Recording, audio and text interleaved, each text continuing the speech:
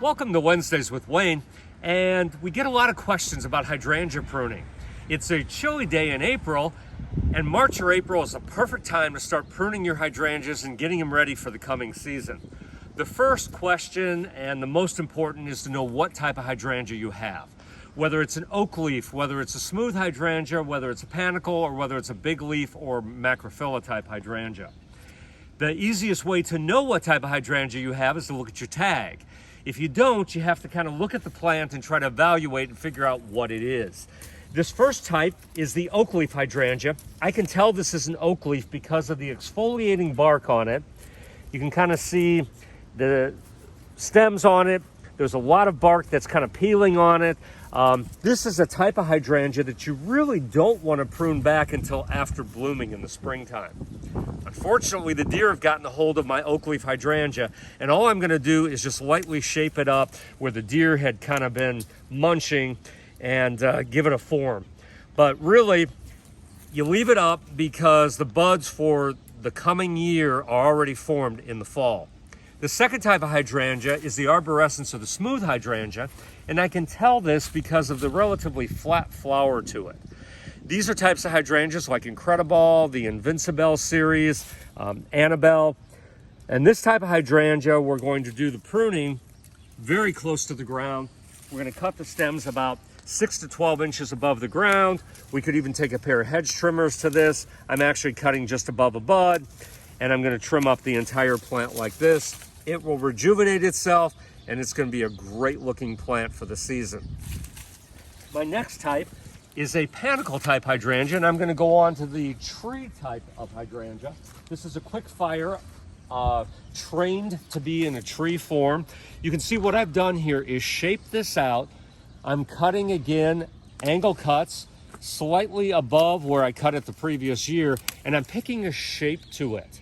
I can tell this is a panicle hydrangea just again because of the type of flower that I'm seeing here. So this is a panicle one, and we never want to cut panicle ones to the ground, and we don't want to cut this too terribly severely. We want to kind of shape it. I would say cut off about 1/3 of the plant. And again, this is a quick fire hydrangea tree form. This can also be done with the limelight tree form. This is one of the macrophylla type hydrangeas, and it was actually one that has both fertile and sterile flowers, so you can kind of see the flowers that are spent there. But the buds, if we look very closely on the buds, these buds would be the ones that would bloom for next year. So I cannot cut this back yet. I really need to wait till this plant leaves out, see if there's any dieback to it, and this will be my chance of flowering.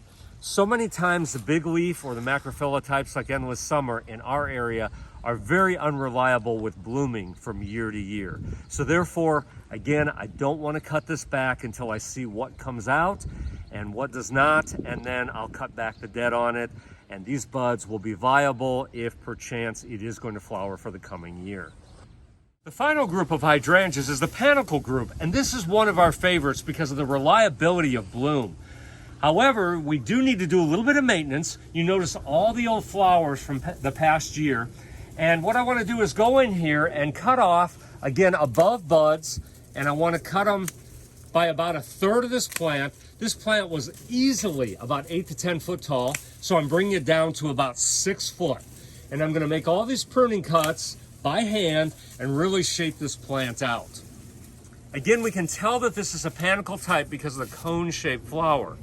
A lot of our favorites are in this group, like Little Lime and Firelight and Bobo and Firelight Tidbit and Quickfire.